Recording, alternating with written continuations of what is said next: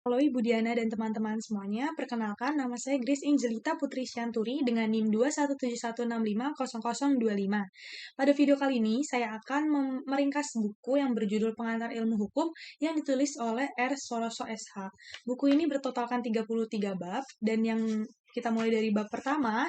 Bab pertama ini berjudul tentang pengertian tentang pengantar ilmu hukum.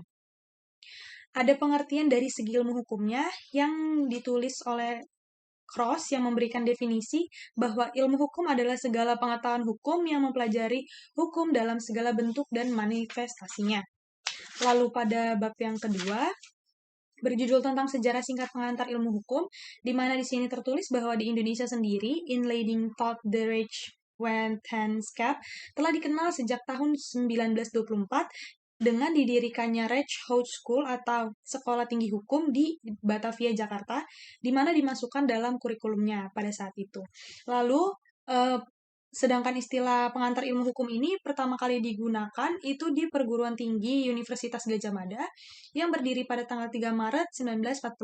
Tapi sebenarnya sebelum daripada itu, tepatnya pada tahun 1942, istilah pengantar ilmu hukum ini sudah dipelajari di Universitas Gadjah Mada sampai sekarang dan dijadikan mata kuliah dasar di setiap perguruan tinggi di Indonesia.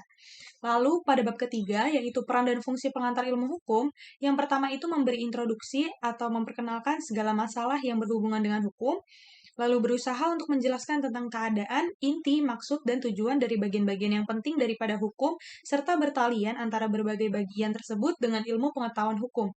Lalu memperkenalkan ilmu hukum, yaitu pengetahuan yang mempelajari tentang segala seluk-beluk daripada hukum dalam segala bentuk dan manifestasinya. Lalu pada bab keempat, yang berjudul kedudukan PIH di antara ilmu sosial lainnya, ditinjau dari segi ilmu sosialnya, ilmu hukum ini termasuk ilmu sosial yang objek penyelidikannya adalah tingkah laku manusia dan masyarakat dalam berbagai bentuknya yang dipelajari oleh ilmu hukum, juga masalah manusia, khususnya tentang kaidah kehidupan, serta tentang mana yang harus dan mana yang dilarang untuk dikerjakan. Lalu ditinjau dari segi disiplin hukumnya, ada filsafat hukum dan ada politik hukum, di mana filsafat hukum itu yaitu ilmu hukum, ya, ilmu pengetahuan yang mempelajari pertanyaan-pertanyaan mendasar dari hukum atau tentang hakikat hukum dan tentang dasar-dasar bagi kekuatan mengikat daripada hukum. Sedangkan politik hukum, yaitu disiplin hukum yang menghususkan diri pada usaha memerankan hukum dan mencapai tujuan yang dicita-citakan masyarakat tertentu. Lalu pada bab kelima, yang berjudul metode pendekatan dalam mempelajari pengantar ilmu hukum, pengantar ilmu hukum mempelajari hukum dari segi ilmiah, serta sentral dan universal. Dikatakan universal karena pandangannya adalah kepada hukum yang berlaku kapan saja dan di mana saja, tidak dibatasi dengan negara. Dengan demikian, pengantar ilmu hukum mempelajari hukum secara menyeluruh, secara umum dan mendatar. Sedangkan cabang-cabang hukum dipelajari secara mendalam. Atau dengan kata lain, pengantar ilmu hukum menyelidiki pengertian-pengertian dasar dan asas-asas dari hukum secara menyeluruh, sedangkan cabang-cabang hukum tersebut menyelidiki pengertian dan asas hukum yang bersifat khusus.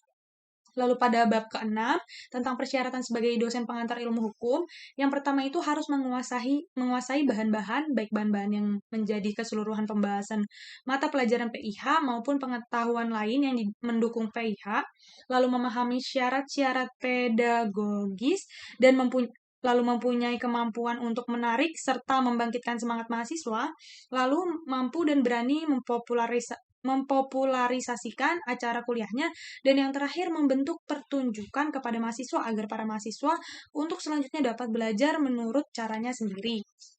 Lalu pada bab ketujuh yang berjudul hakikat daripada pengantar ilmu hukum, yang diuraikan secara singkat bahwa PIH merupakan suatu mata pelajaran yang menjadi pengantar dan petunjuk jalan bagi siapapun yang ingin mempelajari ilmu hukum, dan yang ternyata sangat luas ruang lingkupnya. Mereka tidak akan mungkin memahami dengan baik mengenai berbagai cabang ilmu tanpa mempelajari mata pengantar ilmu hukum terlebih dahulu.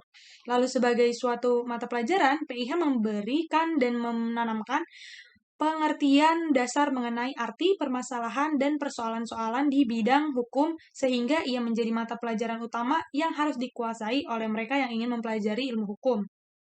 Dan yang terakhir, PIH memberikan gambaran-gambaran dan dasar yang jelas mengenai sendi-sendi utama hukum itu sendiri. Berbeda dengan cabang-cabang ilmu hukum lainnya, maka PIH mempunyai cabang pendekatan yang khusus, ialah memberikan pandangan secara hukum secara umum. Lalu pada bab yang ke-8, berjudul tentang ruang lingkup pembahasan oleh pengantar ilmu hukum. Yang pertama itu ada hukum sebagai objek ilmu hukum, berisikan tentang apa itu hukum, apa tujuan dari hukum, bagaimana hukum itu terbentuk, apa sumber-sumbernya, bagaimana sistem dan klasifikasinya, dan lain sebagainya. Lalu hukum sebagai norma itu adalah hukum sebagai kaidah hukum, dan kaidah lainnya. Lalu hukum sebagai ilmu pengetahuan berisi tentang subjek hukum, objek hukum, peristiwa hukum, dan perbuatan hukum, hubungan hukum, akibat hukum, dan masyarakat hukum. Lalu hukum sebagai ilmu kenyataan, yaitu berisikan tentang antropologi hukum, sosiologi hukum, sejarah hukum, psikologi hukum, dan perbandingan hukum. Lalu pada bab yang ke-9, berjudul tentang pengertian tentang hukum. Di sini ada pengertian hukum dari segi etimologinya. Kata hukum berasal dari bahasa Arab yang merupakan bentuk tunggal. Kata jamak adalah alkas yang selanjutnya diambil alih dalam bahasa Indonesia menjadi hukum.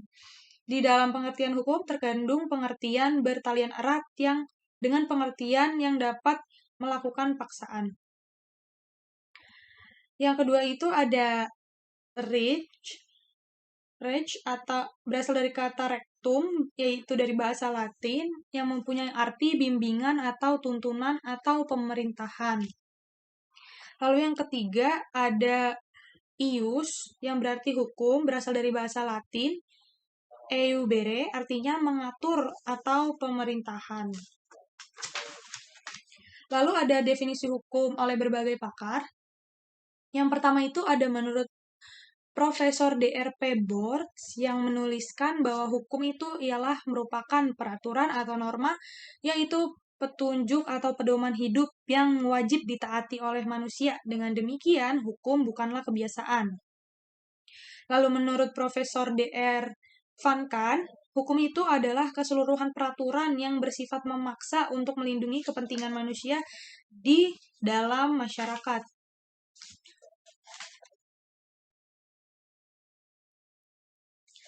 Lalu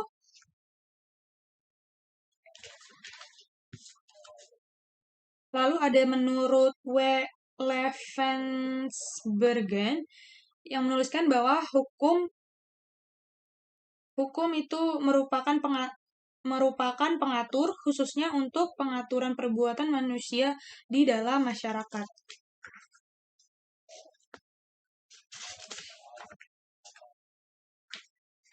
Lalu pada bab ke-10 yang berjudul hukum terdapat di mana saja, hukum itu terdapat di seluruh dunia, asal ada masyarakat, manusia hukum itu ada di mana-mana, pada setiap waktu dan bagi setiap bangsa. Anggapan-anggapan tersebut adalah anggapan modern. Anggapan modern ini menolak anggapan kuno, dan anggapan kuno mengatakan bahwa hukum hanya terdapat di dalam masyarakat yang beradab. Jadi pendapat bahwa di dalam masyarakat yang belum atau tidak beradab atau masyarakat primitif tidak terdapat hukum, tidak dapat dibenarkan. Jadi hukum itu berada di mana saja, asalkan ada manusianya, di situ pasti ada hukum. Lalu pada bab yang ke-11, peran dan fungsi hukum. Peranan hukum dalam masyarakat itu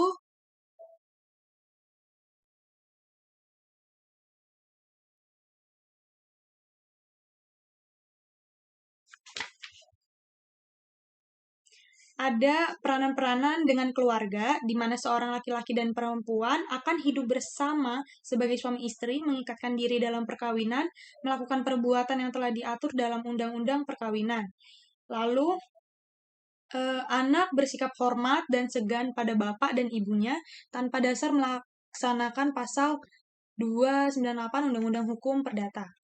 Lalu dalam pekerjaan atau hubungan kerja, hukum ini juga ada. Contohnya seorang pemimpin perusahaan membuat peraturan merupakan pekerjaan yang telah diatur dalam UU Perburuhan. Lalu seorang majikan yang membayar upah kepada buruh pada setiap bulan tanpa sadar telah memenuhi kewajibannya yang ditentukan dalam bab ketiga KUH Perdata. Lalu di dalam menjalankan pekerjaan atau profesi, di dalam menjalankan pekerjaan orang terikat pada peraturan kepegawaian. Lalu dokter yang menyimpan rahasia kedokteran merupakan kewajiban yang diatur dalam peraturan pemerintah nomor 10 tanggal 21 Mei 1966 LN 1966 nomor 2. Lalu hubungannya dengan hak itu, contohnya seorang pemilik tanah akan menuntut ganti rugi kepada pihak yang menggusur atau menguasai tanahnya.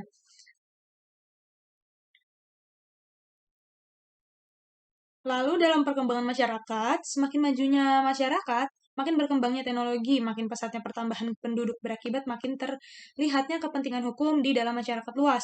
Di dalam hubungan satu sama lain, orang harus mengetahui kedudukannya, hak dan kewajiban sebagai anggota masyarakat. Ia wajib mengetahui perbuatan mana yang dibenarkan oleh undang-undang dan perbuatan mana yang merupakan perbuatan melanggar hukum. Lalu selanjutnya ada fungsi hukum.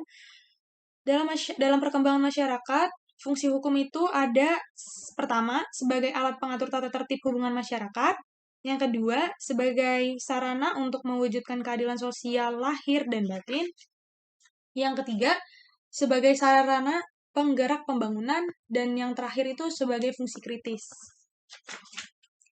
Lalu pada bab yang ke-12 ada tujuan hukum.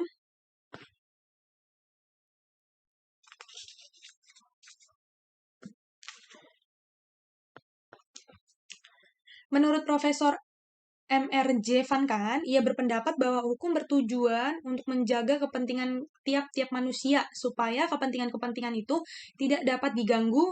Di sini dijelaskan bahwa hukum bertugas untuk menjamin kepastian hukum di dalam masyarakat dan juga menjaga serta mencegah agar setiap orang tidak menjadi hakim sendiri, tetapi tiap perkara harus diselesaikan melalui proses pengadilan berdasarkan hukum yang berlaku.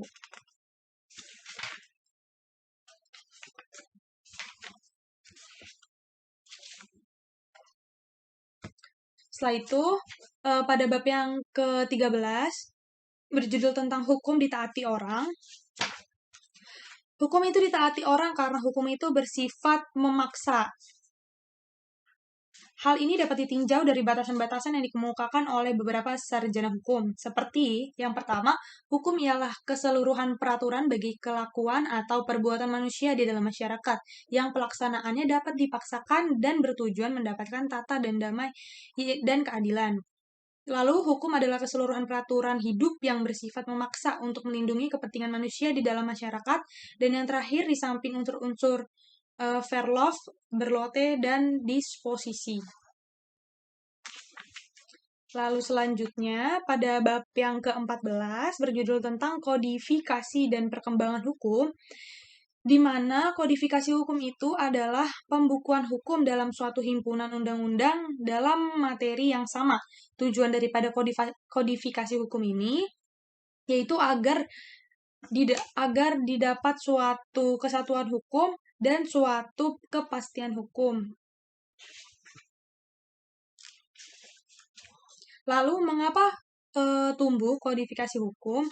Yaitu untuk mengatasi tidak adanya kepastian hukum atau kesatuan hukum. Di negara Prancis, maka Napoleon yang pada waktu itu berkuasa sebagai kaisar memerintahkan kepada Portalis agar disusun undang-undang nasional yang berlaku untuk seluruh negara Prancis. Portalis menyusun rancangan undang-undang yang dimaksud dengan mengambil hukum kebiasaan yang berlaku di Prancis sebagai hukum Jerman dan hukum Romawi. Lalu selanjutnya, pada bab yang ke-15, berjudul tentang aliran-aliran praktik hukum, yang dalam aliran ini dalam praktik ini berisikan 3 aliran hukum, yaitu yang pertama ada aliran legisme, di mana aliran ini berpendapat bahwa satu-satunya sumber hukum adalah undang-undang dan di luar undang-undang tidak ada hukum. Lalu pada aliran yang kedua, yaitu aliran Reire Rechere atau hukum bebas. Di sini pemerintah jurisprudensi adalah primer, sedangkan penguasaan undang-undang adalah sekunder. Dan dituliskan bahwa hakim benar-benar menciptakan hukum, lalu keputusan hakim lebih dinamis dan up to date karena senantiasa mengikuti keadaan perkembangan di dalam masyarakat.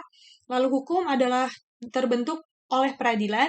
Lalu bagi hakim undang-undang, kebiasaan dan sebagainya hanya merupakan sarana saja dalam membentuk atau menciptakan atau menemukan hukum pada kasus-kasus konkret. Dan yang terakhir, pandangan Reichlere bertitik berat pada kegunaan sosial. Lalu yang ketiga adalah aliran Rechtfinding atau penemuan hukum yang dituliskan bahwa hukum itu harus berdasarkan asas keadilan masyarakat yang terus berkembang. Ternyata pembuatan undang-undang tidak dapat diikuti kecepatan gerak masyarakat atau proses perkembangan sosial, sehingga penyusunan undang-undang selalu ketinggalan. Lalu, undang-undang tidak dapat menyelesaikan tiap masalah yang timbul, undang-undang tidak dapat terperinci. Lalu, undang-undang tidak dapat sempurna, kadang-kadang dipergunakan istilah-istilah yang kabur dan hakim harus memberikan makna yang lebih jauh dengan cara memberi penafsiran. Dan yang terakhir, undang-undang tidak dapat lengkap dan tidak dapat mencakup segala-galanya. Lalu selanjutnya, pada bab 16, yaitu terbentuknya hukum, hukum di Inggris itu berasal dari kebiasaan dalam masyarakat yang dikembangkan oleh pengadilan. Hukum ini dinamakan common law. Perkembangan ini dimulai pada tahun 1066, sewaktu Inggris dijajah oleh bangsa Normandin dan dengan rajanya yang terkenal yaitu William the Conqueror, yang kemudian dilanjutkan oleh pengganti-penggantinya.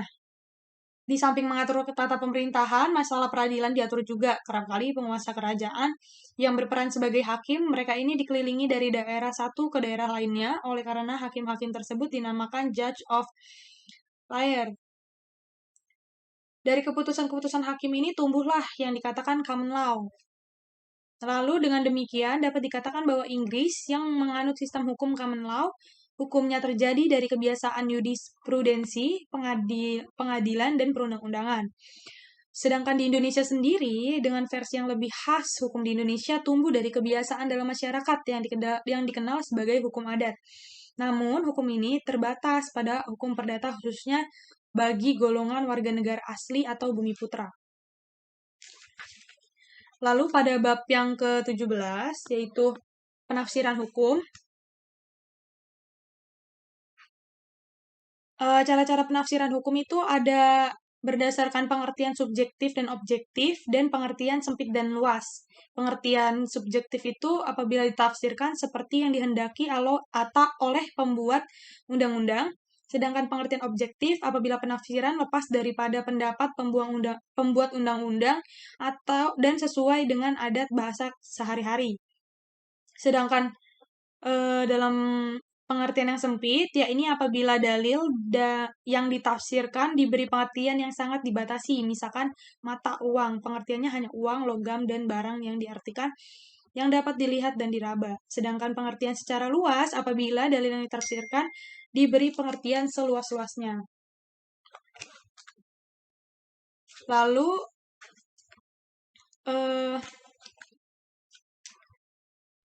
pada bab yang ke-18 yang berjudul tentang pengisian kekosongan hukum, di sini dituliskan bahwa pekerjaan pembuat undang-undang mempunyai dua aspek, yaitu pembuat undang-undang hanya menerapkan aturan hukum umum saja, pertimbangan-pertimbangan tentang hal-hal yang konkret diserahkan kepada hakim. Lalu pembuat undang-undang selalu ketinggalan dengan kejadian-kejadian sosial yang timbul kemudian di masyarakat, maka hakim yang sering menambah undang-undang itu.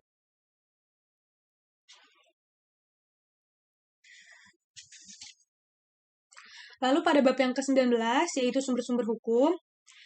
Sumber-sumber hukum itu adalah segala sesuatu yang menimbulkan aturan-aturan yang mengikat dan memaksa, sehingga apabila aturan-aturan itu dilanggar akan menimbulkan sanksi yang tegas dan nyata bagi pelanggarnya.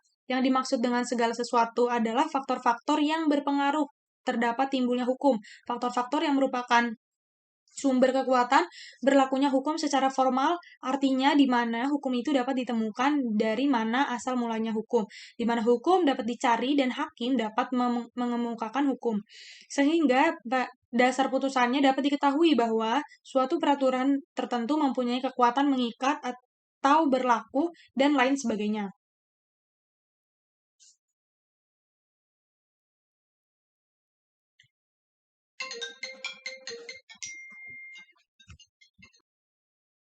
Lalu pada bab ini juga dituliskan pengertian tentang kebiasaan, di mana hukum kebiasaan itu adalah perbuatan manusia yang dilakukan berulang-ulang mengenai hal tingkah laku kebiasaan yang diterima oleh suatu masyarakat yang selalu dilakukan oleh orang lain sedemikian rupa, sehingga masyarakat beranggapan bahwa memang harus berlaku demikian. Jika tidak berbuat demikian, maka berlawan dengan kebiasaan dan merasa melakukan pelanggaran terhadap hukum.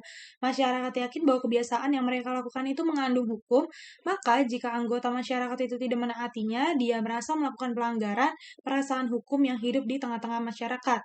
Namun demikian, tidak semua kebiasaan itu mengandung hukum yang baik dan adil. Oleh karenanya, belum tentu kebiasaan atau adat istiadat itu pasti menjadi sumber hukum. Jadi kebiasaan-kebiasaan yang baik dan diterima masyarakat sesuai dengan kepribadian masyarakat yang kemudian berkembang menjadi hukum kebiasaan. Lalu selanjutnya itu ada pengertian dari jurisprudensi. Dalam istilah jurisprudensi ini berasal dari bahasa Latin yang berarti pengetahuan hukum. Kata jurisprudensi sebagai istilah teknis Indonesia sama artinya dengan kata jurisprudenti dalam bahasa Perancis, yaitu peradilan tetap atau bukan peradilan. Lalu selanjutnya itu ada pengertian dari doktrin, di mana doktrin itu biasanya didasarkan kepada undang-undang, perjanjian internasional, dan jurisprudensi. Apabila ternyata ketiga sumber tersebut tidak dapat memberi semua jawaban mengenai hukumnya, maka hukumnya dicari pada pendapat para sarjana hukum atau ilmu hukum. Lalu ada doktrin sebagai sumber hukum formil. Yang termaksud dalam hukum formil hukum internasional itu ada 5, yaitu perjanjian internasional, kebiasaan internasional, asas-asas hukum yang diakui oleh bangsa-bangsa beradab, keputusan hakim, dan pendapat para sarjana hukum termuka. Lalu selanjutnya, bab yang ke-20 yang berjudul tentang penggolongan dan klasifikasi hukum. Yang pertama itu ada dengan sumber-sumber berlaku serta bentuk-bentuk dari sumber-sumber hukum itu.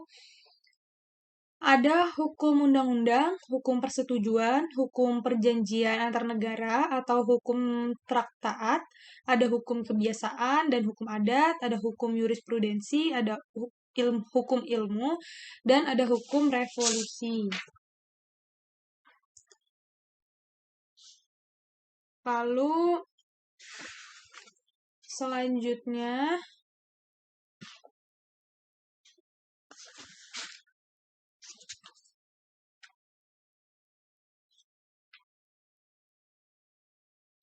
berdasarkan isinya itu ada hukum publik,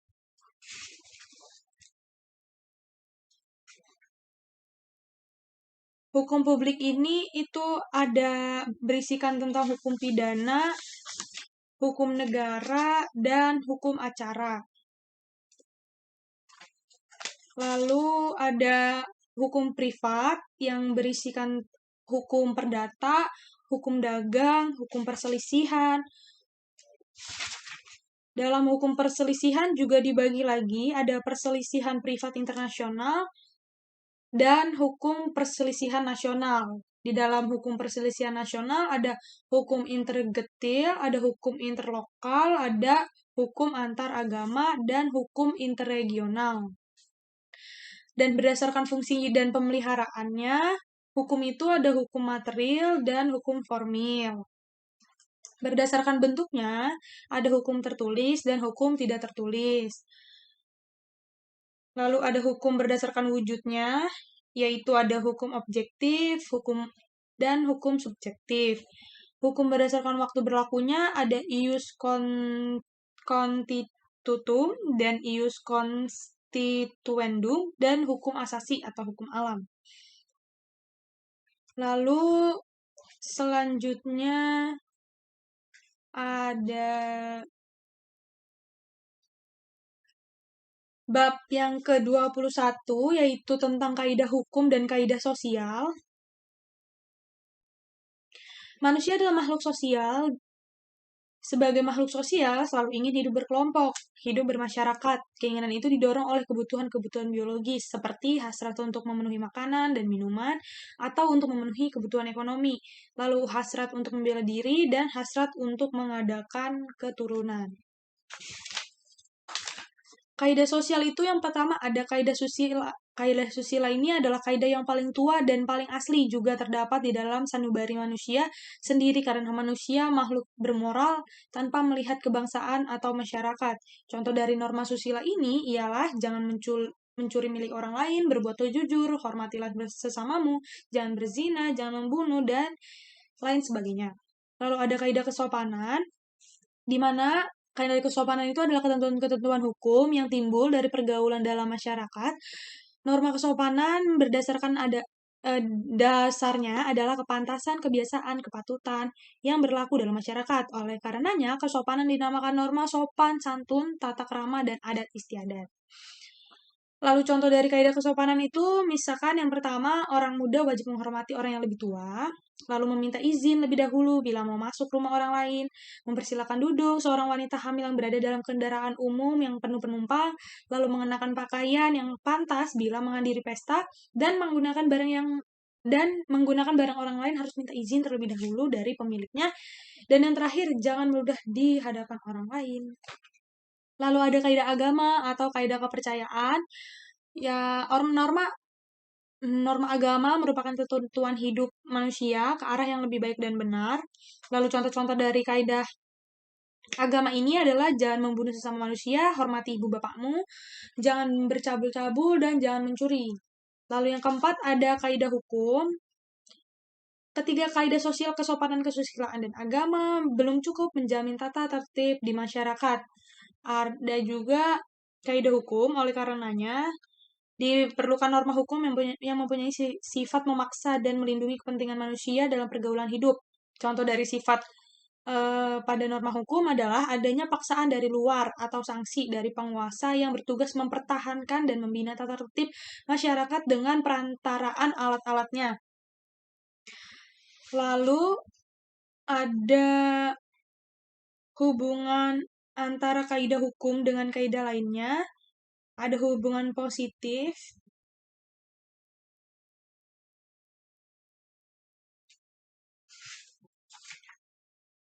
yakni hubungan yang saling memperkuat. Lalu selanjutnya ada bab yang ke-22 yang berjudul tentang subjek hukum. Subjek hukum itu adalah suatu yang menurut hukum berhak atau berwenang dalam melakukan perbuatan hukum, atau siapa yang mempunyai hak dan cakap untuk bertindak dalam hukum. Subjek hukum adalah suatu pendukung hak yang menurut hukum berwenang atau berkuasa bertindak menjadi pendukung hak, dan subjek hukum adalah segala sesuatu yang menurut hukum mempunyai hak dan kewajiban. Siapa yang menjadi subjek hukum? Pada dasarnya, yang dapat menjadi subjek hukum itu adalah manusia, orang, atau person. Lalu, ada manusia sebagai subjek hukum. Yang pertama, dasar hukum. Adanya larangan mengenai perampasan atas pendudukan hak tersebut mengakibatkan kematian perdata, misalkan perbudakan dan sebagainya. Lalu, ada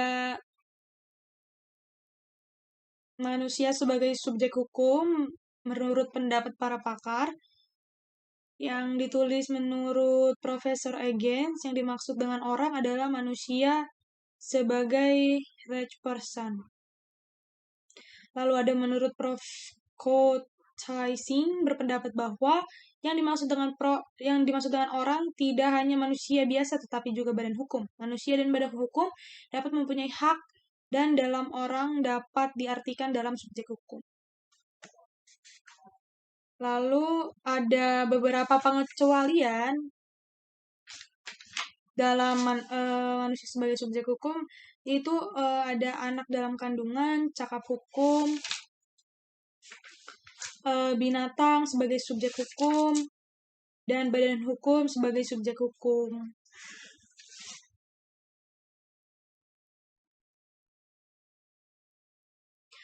Lalu ada syarat-syarat badan hukum. Yang pertama itu memiliki kekayaan yang terpisah dari kekayaan anggota-anggotanya dan hak dan kewajiban badan hukum terpisah dari hak dan kewajiban para anggota-anggotanya. Lalu ada macam-macam badan hukum. Menurut bentuknya, badan hukum dibedakan menjadi dua, yaitu badan hukum publik dan badan hukum privat. Badan hukum publik itu ialah badan hukum yang didirikan berdasarkan hukum publik yang menganut kepentingan publik, orang banyak atau negara pada umumnya. Badan hukum ini merupakan badan-badan hukum negara yang mempunyai kekuasaan wilayah atau merupakan lembaga yang dibentuk oleh yang berkuasa. Contohnya itu negara republik, berdasarnya adalah konstitusi tertulis dalam bentuk undang-undang dasar. Kekuasaan diberikan atau ditugaskan kepada presiden dan pembantu-pembantunya ialah para menteri. Lalu yang kedua ada badan hukum privat, yaitu badan hukum yang didirikan berdasarkan hukum sipil atau hukum perdata yang menganut kepentingan pribadi di dalam badan hukum itu. Badan hukum ini merupakan badan hukum swasta yang didirikan oleh pribadi orang untuk tujuan tertentu, yaitu mencari keuntungan, sosial pendidikan, ilmu pengetahuan, politik, budaya, kesenian, olahraga, dan lain-lain, sesuai dengan hukum yang berlaku secara sah. Contohnya itu adalah koperasi, di mana koperasi didirikan oleh para anggota dengan sistem kekeluargaan dan usaha bersama sesuai dengan kepribadian yang diatur oleh Undang-Undang Nomor 25 Tahun 1992 dalam pelaksanaan kegiatan tugasnya dilakukan oleh pengurus. Lalu ada partai politik juga, dan golongan karya didirikan dan dimasukkan oleh warga negara sebagai alat sarana demokrasi yang akan mewakili kepentingan rakyat seperti MPR, DPR, dan DPD. Perundangan-undangan yang mengatur ini adalah Undang-Undang Nomor 3 1975 yang sekarang diubah menjadi 3 tahun 1985. Lalu ada menurut jenis badan hukum dapat dibagi menjadi dua jenis golongan, yaitu koperasi dan yayasan. Kalau yayasan ini yaitu tiap kekayaan yang tidak merupakan kekayaan orang atau kekayaan badan yang diberi tujuan tertentu. Yayasan adalah sebagai pendukung hak kewajiban sendiri dan didirikan oleh para pendiri anggota dengan tujuan sosial, pendidikan, ilmu pengetahuan, kesenian, dan kebudayaan. Peraturan yang berdasarkan kebiasaan dan anggaran pendidikan yang dianut oleh notaris. Lalu selanjutnya itu ada bab yang ke-23 yang berjudul tentang objek hukum. Objek hukum ini adalah segala sesuatu yang berguna bagi sumber hukum, yang dapat menjadi pokok permasalahan dan kepentingan bagi para sumber hukum, oleh karenanya dapat dikuasai oleh sumber hukum, oleh subjek hukum. Contohnya itu, A dan B mengadakan perjanjian jual beli rumah. Rumah adalah objek hukumnya. Biasanya objek hukum ini adalah benda atau zat. Pengetahuan tentang benda atau zat terdapat secara luas pada buku 2 KUH Perdata tentang hukum kebendaan yang berasal dari hukum barat. Lalu dasar hukum itu ada buku 2 KUH Perdata yang dituliskan bahwa yang mengatur secara umum dan luas tentang benda yang terdiri dari benda berwujud, benda bergerak, dan benda tak berwujud.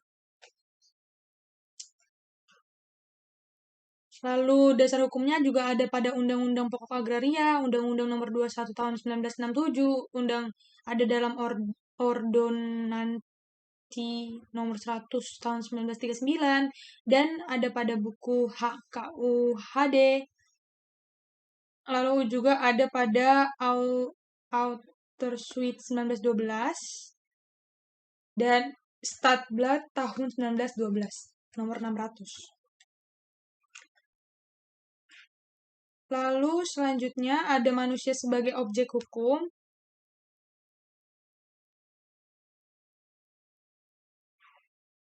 Ada pandangan hukum modern. Pada masa sekarang ini, perbudakan sudah tidak ada lagi. Perbudakan dianggap sebagai suatu perbuatan yang bertentangan dengan kemanusiaan, dan tiap-tiap negara modern dewasa ini tidak membenarkan adanya perbudakan. Perbudakan itu bertentangan dengan hak asasi manusia, seperti yang telah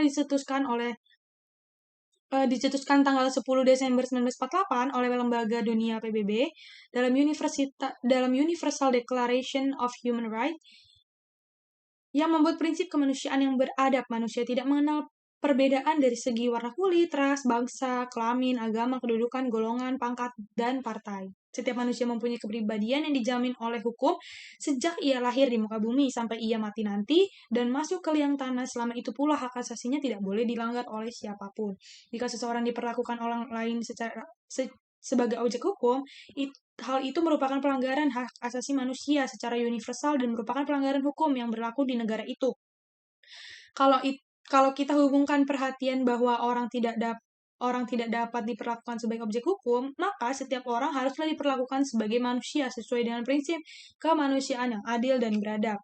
Dalam sila 2 dan dari sila Pancasila ditegaskan bahwa manusia diakui diberlakukan sesuai dengan harkat dan martabatnya sebagai makhluk Tuhan yang Maha Esa, sama hak dan kewajiban tanpa membedakan suku, keturunan, agama, dan kepercayaan, jenis kelamin, kependudukan sosial, warna kulit, dan sebagainya. Lalu ada bab yang ke-14 yang berjudul tentang peristiwa hukum. Pengertian-pengertian dari peristiwa hukum itu ada beberapa. Peristiwa hukum yang pertama itu adalah suatu kejadian hukum, lalu juga suatu kejadian biasa dalam kehidupan sehari-hari yang akibatnya diatur oleh hukum, lalu ada perbuatan dan tingkah laku subjek hukum yang membawa akibat hukum, karena hukum mempunyai kekuatan mengikat sebagai subjek hukum, karena subjek hukum itu terikat oleh kekuatan hukum. Lalu ada peristiwa di dalam masyarakat yang akibatnya diatur oleh hukum. Tidak ada semua peristiwa mempunyai akibat hukum, jadi tidak semua peristiwa adalah peristiwa hukum. Lalu menurut Van Apeldoorn menuliskan bahwa peristiwa hukum itu adalah peristiwa yang berdasarkan hukum menimbulkan atau menghapuskan hak.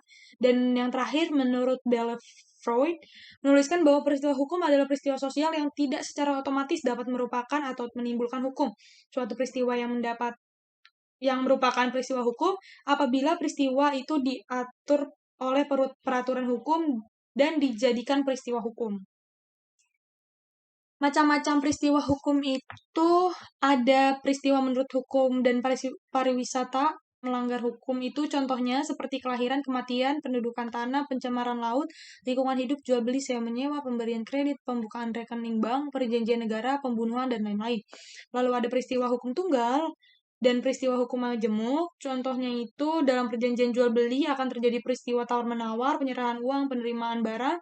Sebelum perjanjian kredit akan terjadi perundingan, penyerahan uang, dan di pihak lain penyerahan barang bergerak sebagai jaminan gadai.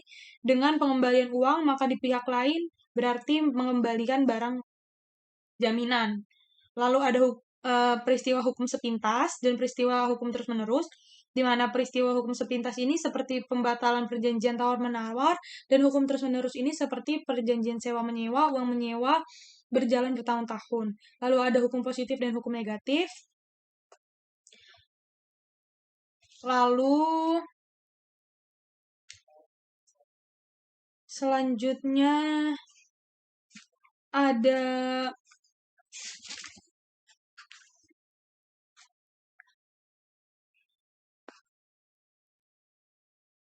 bab yang ke-25 yang berjudul tentang hubungan hukum. Hubungan hukum ialah hubungan antara dua atau lebih subjek hukum. Dalam hubungan hukum ini, hak dan kewajiban pihak yang satu berhadapan dengan hak dan kewajiban pihak yang lain. Kita semua mengetahui bahwa hukum itu mengatur hubungan antara orang yang satu dengan orang yang lain, antara orang dengan masyarakat, antara masyarakat satu dengan masyarakat yang lain. Jadi, dalam semua hubungan di dalam masyarakat diatur oleh hukum. Misalnya, hubungan hukum yang diatur oleh hukum ialah pasal 1457 KUHP Perdata, KUH Perdata tentang perikatan yang timbul karena adanya suatu perjanjian. Contohnya itu, A menjual rumah pada B. Perjanjian ini menimbulkan hubungan antara A dan B yang diatur oleh hukum. A wajib menyerahkan hukum kepada B. Sebaliknya, B wajib membayar harga rumah pada A dan berhak meminta rumah kepada A. Apabila salah satu pihak tidak mengindahkan kewajibannya, maka hakim akan menjatuhkan sanksi hukum. Hubungan A dan B diatur oleh hukum. Ini diberi nama hubungan hukum atau rich backtracking. Lalu selanjutnya itu ada unsur-unsur hubungan hukum. Yang pertama, adanya orang-orang yang hak dan kewajibannya saling berhadapan, adanya objek yang berlaku berdasarkan hak dan kewajiban tersebut, adanya hubungan antara pemilik hak dan pengembang kewajiban atau adanya hubungan atas objek yang bersangkutan. Lalu ada syarat-syarat daripada hubungan hukum. Yang pertama itu adanya dasar hukum, ialah peraturan-peraturan hukum yang mengatur hubungan hukum itu, dan timbulnya peristiwa hukum. Lalu ada macam atau jenis hubungan hukum. Hubungan hukum itu ada 3 macam. Yang pertama, hubungan hukum yang bersegi 1. Lalu ada hubungan hukum bersegi 2, ada hukum, dan yang terakhir ada hubungan antara satu subjek hukum dengan semua subjek hukum lainnya. Lalu ada bab yang selanjutnya, yaitu bab 26, berjudul tentang hak. Beberapa pengertian tentang hak itu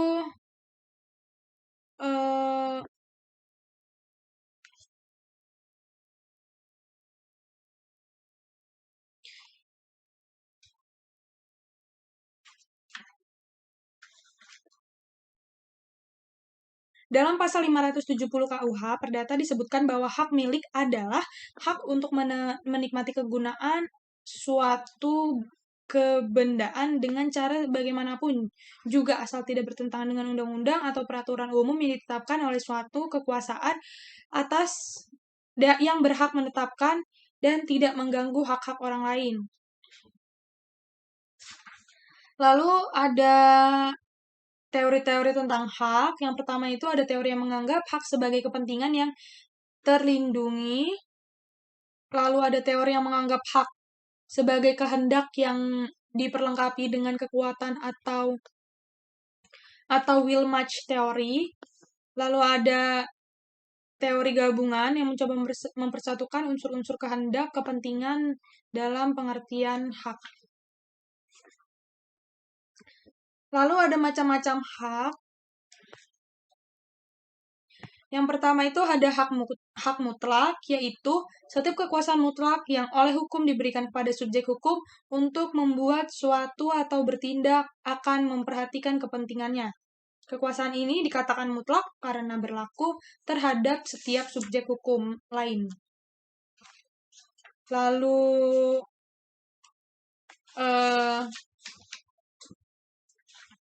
hak mutlak itu ada hak pokok, ada hak publik absolut, ada hak private, dan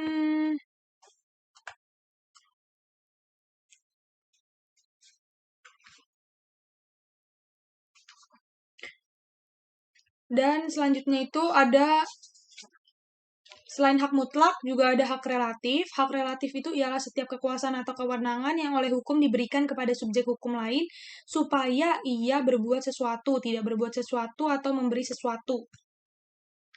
Contoh hak. Lalu ada hak relatif itu dibagi dalam beberapa jenis lagi, yaitu yang pertama ada hak publik relatif, ada hak keluarga relatif, ada hak kekayaan relatif. Selanjutnya ada bab yang ke-27, yaitu perbuatan hukum, yaitu setiap perbuatan manusia yang dilakukan dengan sengaja untuk menimbulkan hak dan kewajiban. Perbuatan hukum juga diartikan sebagai setiap perbuatan subjek hukum yang akibatnya diatur oleh hukum, karena akibat itu dapat dianggap sebagai kehendak dari yang melakukan hukum. Lalu ada bab yang ke-28, yaitu masyarakat hukum. Aristoteles mengatakan bahwa manusia adalah zoon politikon, yaitu bahwa manusia sebagai makhluk sosial selalu berusaha untuk hidup berkelompok, bermasyarakat. Kelompok-kelompok tersebut dapat berupa kelompok kecil yang terdiri dari 2 orang, masyarakat menengah terdiri dari banyak orang seperti perkumpulan desa dan masyarakat terbesar seperti negara. Lalu ada faktor-faktor yang mendorong untuk bermasyarakat. Yang pertama itu adalah kebutuhan biologi seperti masyarakat keluarga dan perkumpulan koperasi konsumsi. Dan yang kedua itu persamaan nasib seperti organisasi pengusaha kecil, koperasi produksi, perkumpulan pengrajin anyam-anyaman, dan serikat buruh. Lalu yang ketiga ada persamaan kepentingan seperti organisasi negara, organisasi pengusaha dalam memasarkan barang produksinya. Lalu ada persamaan ideologi seperti negara-negara yang sama asas dan dasarnya membentuk federasi, partai politik, dan organisasi massa. Lalu yang terakhir ada persamaan tujuan seperti sama menghendaki perdamaian dunia dan anti kekerasan dalam wadah perserikatan bangsa-bangsa. Contohnya itu adalah PBB. Lalu ada bab yang selanjutnya yaitu bab 29 yang berjudul tentang antropologi hukum. Pengertian dari antropologi hukum itu adalah suatu cabang ilmu pengetahuan masyarakat yang mempelajari pola-pola sengketa dan penyelesaian pada masyarakat-masyarakat sederhana maupun masyarakat yang sedang mengalami proses perkembangan dan pembangunan. Metode pendekatan antropologi hukum menurut Huber adalah suatu segi yang menonjol dari antropologi adalah pendekatan secara menyeluruh yang dilakukan dalam manusia. Para antropolog mempelajari tidak hanya semacam jenis manusia, mereka juga mempelajari semua aspek dan pengalaman manusia seperti penulisan gambar tentang bagian dari sejarah manusia, lingkungan hidup dan kehidupan keluarga-keluarga, pemukiman, segi-segi ekonomi politik, agama, gaya kesenian dan berpakaian, bahasa, dan lain sebagainya. Lalu ada bab yang ke-30 yaitu sosiologi hukum. Sosiologi hukum ini adalah suatu cabang ilmu pengetahuan yang secara empiris dan analisis mengartikan hubungan timbal balik antara hukum sebagai gejala sosial dan gejala-gejala sosial lainnya. Sosiologi hukum ini bertujuan untuk memberikan penjelasan terhadap praktik-praktik hukum apabila praktik ini dibeda-bedakan ke dalam pembuatan undang-undang, penerapan dan pengadilan, maka ia juga mempelajari bagaimana praktik yang sosiologi hukum berusaha untuk menjelaskan mengapa praktik yang demikian itu terjadi, sebab-sebabnya. Tujuan untuk memberikan penjelasan ini memang agak asing kedengarannya bagi studi hukum, yaitu bersifat skriptif yang hanya berkisar pada apa hukumnya dan bagaimana menerapkannya. Lalu ada bab yang selanjutnya yaitu bab psikologi hukum.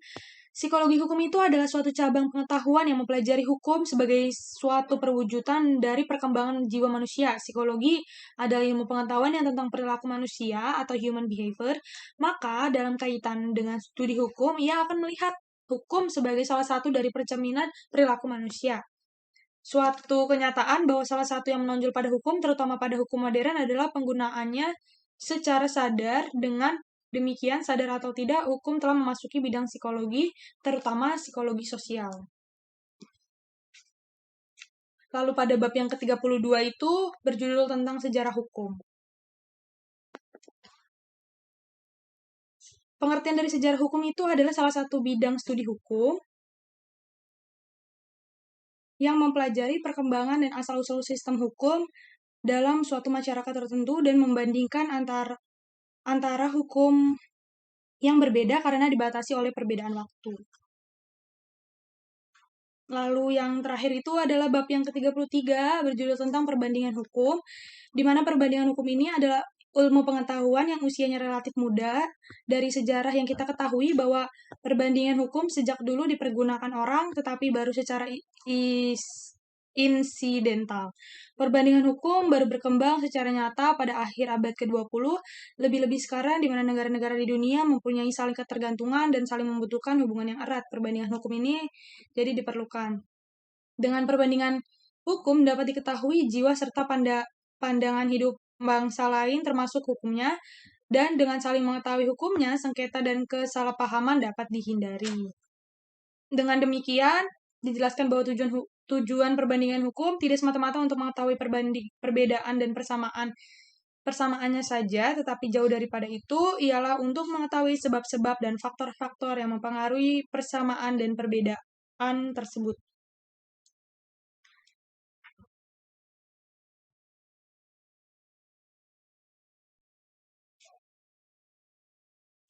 Lalu ada tujuan dari perbandingan hukum. Menurut tujuan perbandingan hukum, belum ada kesepakatan antara para ahli. Misalkan May dalam bukunya mengatakan bahwa tujuan perbandingan hukum adalah membantu menelusuri asal-usul perkembangan daripada konsepsi hukum yang sama di seluruh dunia. Sedangkan Randall mengatakan bahwa tujuan dari perbandingan hukum itu adalah usaha untuk mengumpulkan berbagai informasi mengenai hukum asing dan usaha untuk mendalami pengalaman-pengalaman yang dibuat dalam studi hukum asing dalam rangka pembaruan hukum. Lalu ada manfaat dari perbandingan hukum. Yang pertama ada manfaat ilmiah, yaitu dengan perbandingan hukum kita dapat mengemukakan adanya unsur-unsur persamaan dan unsur-unsur perbedaan dalam sistem atau lembaga-lembaga yang kita bandingkan. Lalu ada manfaat praktis. Yang pertama sebagai penunjang dalam usaha pembentukan hukum nasional. Lalu ada sebagai faktor penting bagi usaha unifikasi hukum, dan perbandingan hukum juga penting dalam rangka usaha menumbuhkan saling pengertian yang lebih mendalam mengenai hukum kita sendiri. Itu adalah ke-33 bab ringkasan dari buku pengantar ilmu hukum. Sekian dari saya, kurang lebihnya mohon maaf. Terima kasih dan shalom.